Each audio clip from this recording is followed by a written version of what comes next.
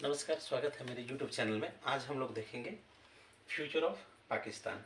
ठीक ना। अब हम लोग यहाँ से देखते हैं कि पाकिस्तान जो एक इस्लामी जमहूरिया पाकिस्तान भी जिसे कहा जाता है, ठीक ना, इसकी जो गठन है लगभग वही 14 अगस्त 1947 से हुई है। 14 अगस्त 1947 से हुई है। दोनों देश अपने अपनी जगह पे स्वतंत्र होते हैं। आज वर्तमान में देखेंगे कि इसकी आबादी लगभग 21 करोड़ के आसपास है, ठीक ना। और यह दुनिया का दूसरा इस्लामी जनसंख्या वाला देश माना जाता है। दूसरा जो है मुस्लिम जनसंख्या वाला देश माना जाता है। इसका जो क्षेत्रफल है करीब 7,96,940 वर्ग किलोमीटर के आसपास इसका क्षेत्रफल है। विश्व का 33वां बड़ा देश है। और यहाँ पे जो बोली जाने वाली भाषाएं हैं उसमें उर्दू, पंजाबी, सिंधी, बलूची, पश्तो ये सभी प्रमुख भाषाएं हैं, जिसमें उर्दू जो है इनकी राष्ट्रीय भाषा है, ठीक ना। इसकी जो प्रारंभिक राजधानी रही थी वह कराची रही थी। इसके बाद इसमें आपका इस्लामाबाद को मुख्य राजधानी बनाया गया। यहाँ 4 सूबे हैं, पंजाब, सिंध, बलूचिस्तान, खैबर पख्तूनख्वा, 4 प्रांत हैं। पंजाब है, ठीक ना। अब यहाँ एक चीज़ समझ लीजिए, ये जो पंजाब यहाँ पे आता है ये लगभग आपका जो ओरिजिनल पंजाब है जहाँ 5 नदियाँ बहती हैं उसका लगभग 75% भाग पाकिस्तान के पास है। तो ये वही वाला पंजाब है। वहाँ पाँचों भारत का जो पंजाब है वहाँ पे मात्र हमारे पास 25% हिस्सा ही है, बाकी 75% जो हिस्सा है वो पाकिस्तान के पास है। वहाँ 5 नदियाँ बहती हैं और उसी को 5 नदियों का देश भी कहा जाता है। उसी वही पंजाब ओरिजिनल है। इसके बाद सिंध प्रांत भी है, ठीक ना, बलूचिस्तान भी है और खैबर पख्तूनख्वा भी है, ठीक ना। अब यहाँ पे देखेंगे कि इसके अलावा भी जिसको हम POK पाक ऑक्यूपाइड कश्मीर कहते हैं उनको वो आज़ाद कश्मीर कहते हैं। और इसी में एक गिलगिट बाल्टिस्तान का इलाका भी है, उस पर भी उन्हीं का कब्जा है। इसके जो राष्ट्रगान है यह एक कौमी तराना, ठीक ना, राष्ट्रगान को कौमी तराना कहते हैं। और यहाँ का जो राष्ट्रीय वाक्य है एकता, अनुशासन और विश्वास है। अब यहाँ पे देखेंगे कि 14 अगस्त 1947 को गठन होने के बाद यह इस्लामिक गणराज्य जो है 23 मार्च 1956 को बना। 23 मार्च 1956 को इस्लामी गणराज्य बनता है। यहाँ जो देख खास बात है, मोहम्मद इकबाल जी जो है इन्होंने द्विराष्ट्र सिद्धांत दिया था, 2 राष्ट्र सिद्धांत दिया था, जिसमें कहे गए थे कि हिंदू मुस्लिम एक साथ नहीं रह सकते हैं। और साथ ही चौधरी रहमत अली भी हैं जिन्होंने पाकिस्तान नामक शब्द को सुझाया था। तो 1947 से लेके अगर 1970 के दशक में गौर करें, ठीक ना, 1947 से 1970 के ईस्वी के बीच गौर करें तो कई चीज़ें खास होती हैं। यहाँ पे हम लोग देखेंगे कि 2 चीज़ें हैं, एक है ईस्ट पाकिस्तान, ठीक ना, एक है वेस्ट पाकिस्तान और बीच में है भारत। तो यहाँ आने जाने का ये रास्ता हुआ करता था, ठीक ना। तो यहाँ पे पाक जल संधि है, ठीक ना, इस चीज़ को याद रखिएगा। यहाँ पे पाक जल संधि है, यहाँ से वहाँ समुद्री जहाज़ों से आना जाना लगा रहता था। तो ये जो है आपका यहाँ पे बांग्ला भाषा बोली जाती थी, बांग्ला भाषी थे। और यहाँ पे उर्दू भाषी थे, ये पंजाबी थे, ठीक ना, अधिकांश पंजाबी थे। और यहाँ पे अधिकांश बंगाली थे, ठीक ना। तो यहाँ पे अब देखेंगे कुछ चीज़ें और समझ लेते हैं इसमें, ठीक ना, कि ईस्ट पाकिस्तान में जो बाद में जाके बांग्लादेश बनता है, यहाँ बंगाली संस्कृति थी, बंगाली भाषा थी। और ये अपनी भाषा से, अपनी संस्कृति से बहुत ज़्यादा प्यार करते थे। और यहीं पे आगे जाके शेख मुजीबुर रहमान के नेतृत्व में यहाँ पे आंदोलन होता है, क्रांति होती है और आपका वेस्ट से टूटकर एक नया देश बांग्लादेश बनता है। ये एक नया देश बांग्लादेश बनता है, ठीक है। अब यहाँ पे हम लोग देखेंगे इसके आगे पश्चिमी पाकिस्तान जो उर्दू भाषी रहे और पंजाबी बहुल है, ठीक ना। तो पंजाब का लगभग 75% है। 5 नदियाँ हैं, रावी, झेलम, चिनाब, सतलज, ब्यास है। यहाँ पे कई दर्रे भी पाए जाते हैं, ठीक ना, अफगानिस्तान से सटे हुए इलाकों में, जैसे खैबर दर्रा है, गोलन दर्रा है। यहाँ ढेर सारे पर्वत हैं, हिंदू कुश है, सुलेमान रेंज है, काराकोरम पर्वत है। और यहाँ की प्रमुख नदियों में सिंधु सबसे प्रमुख नदियाँ मानी जाती है। यहाँ का जो थार मरुस्थल है, यहाँ पे एक जगह है थार पारकर, ठीक ना, यह विश्व का ऐसा मरुस्थल है जो सबसे ज़्यादा उपजाऊ, सबसे ज़्यादा संपन्न है, ठीक है। अब यहाँ के राजनीतिक दलों में देखेंगे, पाकिस्तान पीपल्स पार्टी है, बेनजीर भुट्टो और जुल्फिकार अली भुट्टो, ठीक ना, इनके नेतृत्व में है, और वर्तमान में बिलावल भुट्टो ये हैं। इसके बाद तहरीक इंसाफ इमरान खान का है। PML ये नवाज शरीफ की पार्टी है। एक पहले हुआ करती थी कराची में MQM अल्ताफ हुसैन जी का। अब यहाँ पे देखेंगे जनसंख्या में विश्व का छठा देश है, जिसमें 44% पंजाबी बहुल हैं, 15% पश्तून या पठान है, सिंधी 14% है, मुहाजिर 7.6% है। मुहाजिर उनको बोला जाता है जो 1947 में भारत से पाकिस्तान को प्रवर्जन कर गए थे। बलोच 3.4% है, ये बलूचिस्तान में रहने वाले लोग हैं, ठीक ना। अब 70% सुन्नी है और 20% लगभग शिया है। हिंदू 1.85% है और 1.6% ईसाई हैं। इसके बाद हम लोग देखते हैं कि आखिर क्या कारण है वर्तमान समस्याओं का, ठीक ना। अब देखिए 1947 से 1970 के दशक तक मुख्य चीज़ें कुछ खास रहीं, उनको पहले हम लोग समझ लेते हैं। जैसे भारत में जमींदारी प्रथा थी, तो जमींदारी प्रथा को हटा दी गई थी, ठीक ना। जमींदारी प्रथा भारत में थी, तो भारत में इसे समाप्त कर दी गई, लेकिन पाकिस्तान में इसे समाप्त नहीं की गई थी। तो वहाँ आज भी ऐसे ऐसे ज़मींदार हैं जिनके पास 1 लाख एकड़ 2 लाख एकड़ ज़मीन है। एक बार कहा एक अंग्रेज अधिकारी था, वो ट्रेन से जा रहा था, वही पाकिस्तान वाले इलाके में ट्रेन से जा रहा था, तो शाम में ट्रेन में चलता गया, सुबह हो गई, तो उन्होंने पूछा कहाँ पहुँचे हैं, तो उन्होंने कहा कि अभी आप जुल्फिकार अली भुट्टो, ठीक ना, के क्षेत्र से नहीं गुजरे हैं। यानी समझ लीजिए कि जुल्फिकार अली भुट्टो जिसके पिताजी दीवान भी थे, लेकिन उसके पास इतनी ज़मींदारी थी कि ट्रेन भी क्रॉस करने में 9 घंटे लगा दिया करती थी। तो आज भी पाकिस्तान में ऐसे ढेर सारे हैं जिनके पास 5,000 एकड़ 10,000 एकड़ पूरा का पूरा शहर ही उनके ज़मीन पर बसा हुआ है, अब वो उनसे रेवेन्यू कमाते हैं, ठीक ना। ये चीज़ ऐसे ढेर आज भी हैं। तो ये जो जमींदार लोग हैं, इनका पाकिस्तान की राजनीति में सेना में बहुत ही ज़बरदस्त पकड़ है। तो पाकिस्तान की जो राजनीति हो या फिर सेना हो, इन दोनों में ही जमींदारों का प्रभुत्व है, जमींदारों का प्रभुत्व है। वहाँ कभी भूमि सुधार नहीं हुआ, वहाँ कभी भूमि सुधार नहीं हुआ। अब भूमि सुधार नहीं होगी तो समस्याएं बढ़ती चली जाती हैं, ठीक ना। इस चीज़ को हम लोग ध्यान रखिएगा, भूमि सुधार नहीं होगा तो समस्याएं जो है अक्सर बढ़ती चली जाती हैं। तो जिनके पास ज़मीन है, स्वाभाविक सी बात है, राजनीति में और सेना में उन्हीं की पूरी तरह से पकड़ है आज भी, और पूरी तरह से प्रभुत्व है।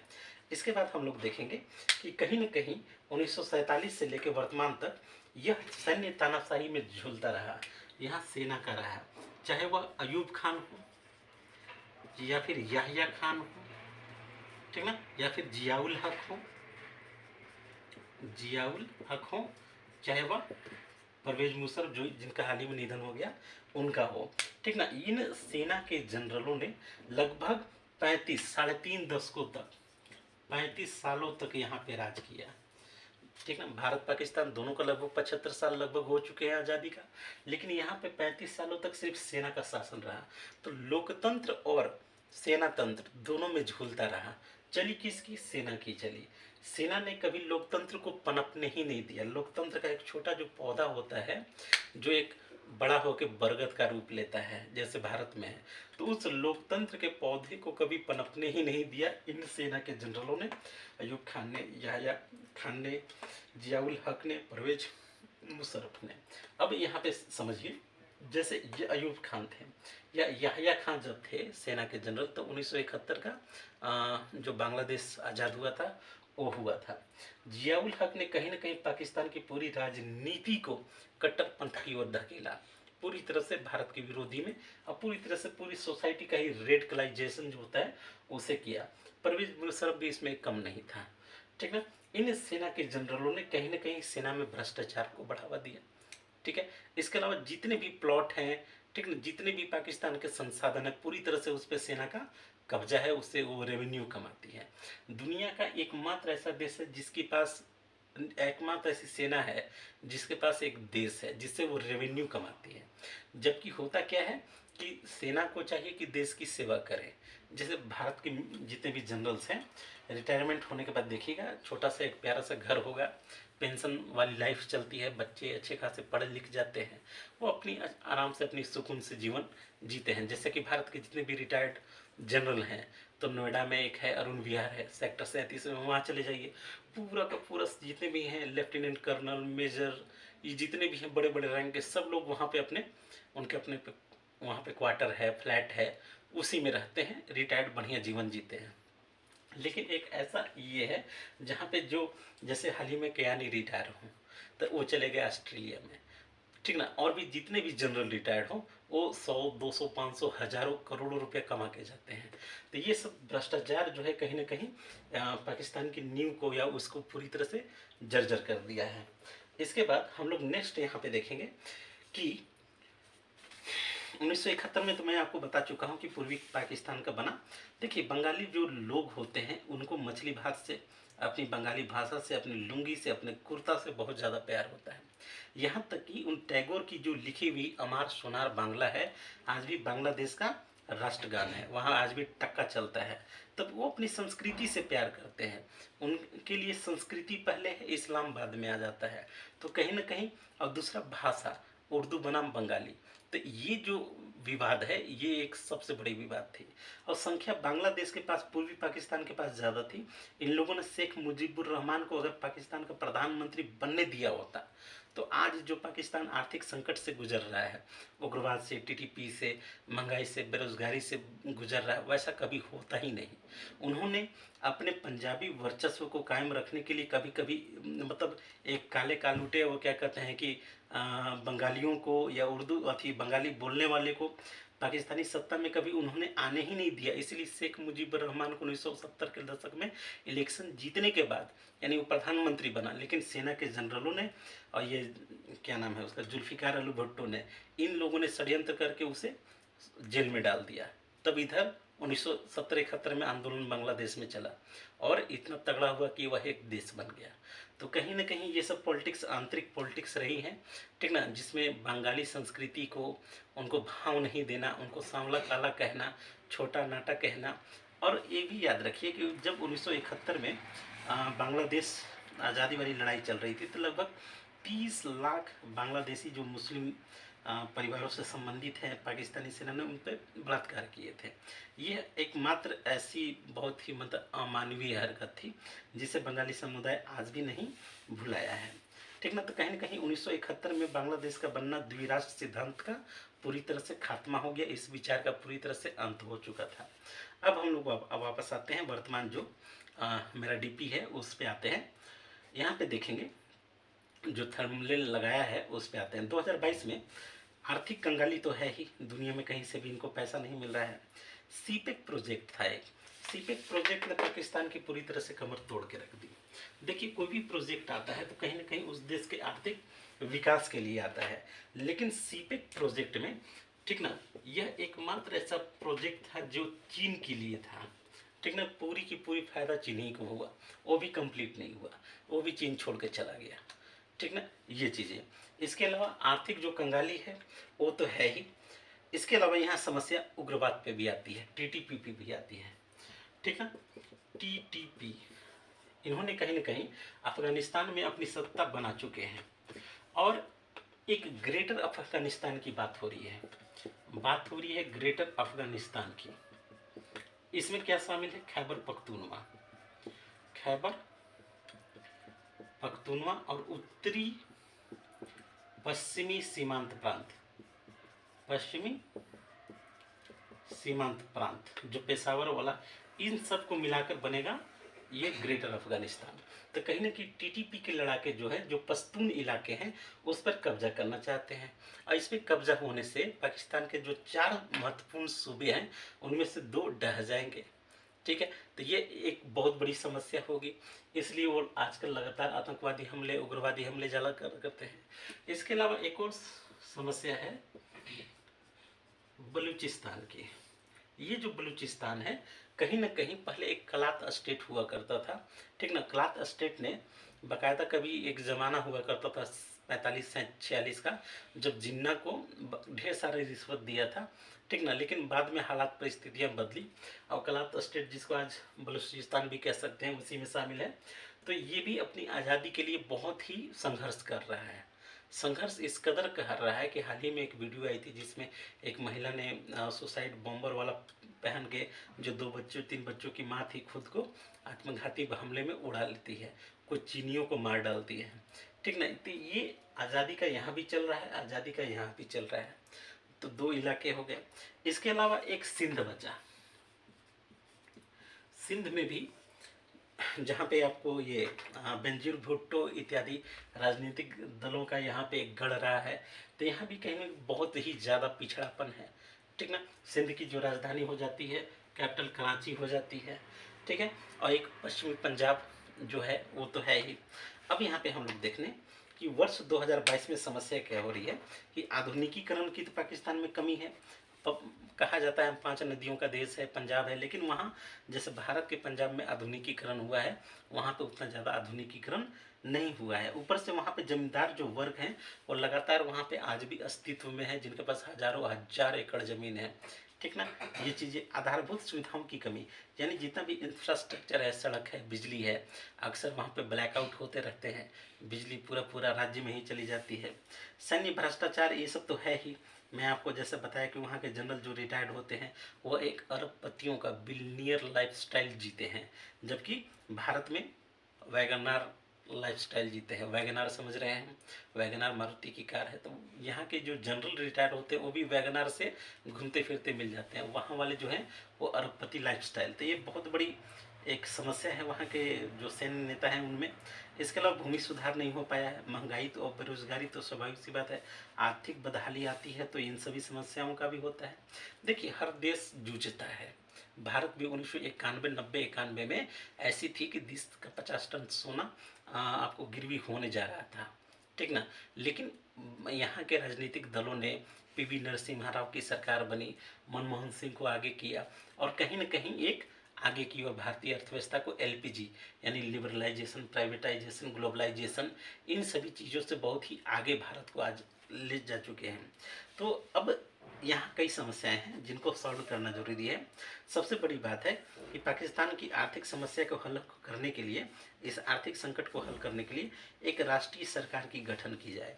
राष्ट्रीय सरकार का कहने का मतलब हो गया जैसे देश में जब ऐसी स्थिति होती है तो जितने भी राजनीतिक दल हैं सभी अपने मतभेद भुला के देश की समस्या को दूर करने के लिए एक अपना संयुक्त रूप से बैठते हैं, जिनमें अपने पारस्परिक जो गिले शिकवे हैं उनको छोड़कर देश की समस्या पे फोकस किया जाता है।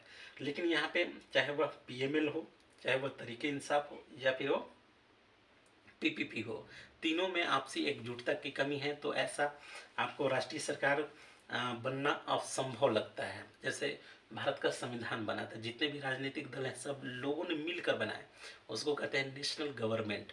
जैसे नेपाल का बना तो नेशनल गवर्नमेंट, तो ऐसा होना भी मुश्किल लग रहा है। इसके अलावा पाकिस्तान की जो पार्लियामेंट है उसमें टेक्नोक्रेट गवर्नमेंट का अभाव पाया जाता है।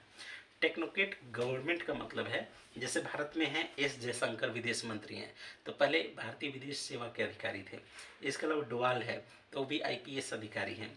अश्विनी वैष्णव रेल मंत्री हैं, आईएएस अधिकारी हैं। तो रघुराम जी राजन हैं, अर्थशास्त्री हैं। मनमोहन सिंह थे, अर्थशास्त्री थे।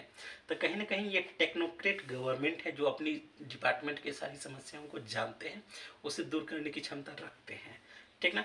अब यहाँ पे देखते हैं, इसके अलावा हो सकता है कि आने वाले समय में पाकिस्तान में फिर से मार्शल लॉ लग जाए, इमरजेंसी लग जाए, सैन्य तानाशाही। लेकिन सैन्य तानाशाही लगाना नहीं चाहते हैं, क्योंकि डायरेक्ट अब उनको फिर चलाना पड़ेगा सैन्य तानाशाहों का।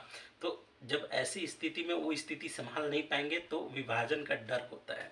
तो हो सकता है कि आने वाले समय में पंजाब, बलूचिस्तान, उत्तर पश्चिमी सीमांत प्रांत या सिंध टूट जाए। अब पीओ को तो खैर भारत ले ही सकता है। अब यहाँ पे देखेंगे कि भारत पर क्या प्रभाव पड़ेगा। तो ज़्यादा एक चांस बनता है कि पीओके पे भारत कब्जा कर ले। दूसरा है कि भारत के लिए छोटे देश जो है कभी खतरा नहीं रहे हैं, ठीक ना। छोटे देश का मतलब है जैसे नेपाल है, भूटान है, बांग्लादेश है, श्रीलंका है, ये भारत के लिए खतरा नहीं है। तो अगर बगल में, ठीक ना, पश्चिमी सीमा पे अगर 3-4 छोटे छोटे देश बन जाते हैं तो भारत के लिए किसी प्रकार से कोई खतरा नहीं होगी। ठीक ना, तो इसलिए भारत चुप भी है कि ठीक है विभाजन हो जाए। ठीक ना, इंदिरा गांधी ने बांग्लादेश बना दिया तो ये भी सोच रहे हैं कि 4 टुकड़ों में बट ही जाए। ठीक ना, ये सारी चीज़ें हैं। चलिए आज के लिए इतना ही। जैसा जैसा जो होगा वैसा रिव्यू देते रहेंगे। लाइक कीजिए, शेयर कीजिए, सब्सक्राइब कीजिए। सब्सक्राइब की मेरी चैनल की ज़रूरत है, तो प्लीज़ आप सब्सक्राइब ज़रूर कीजिएगा। Thank you.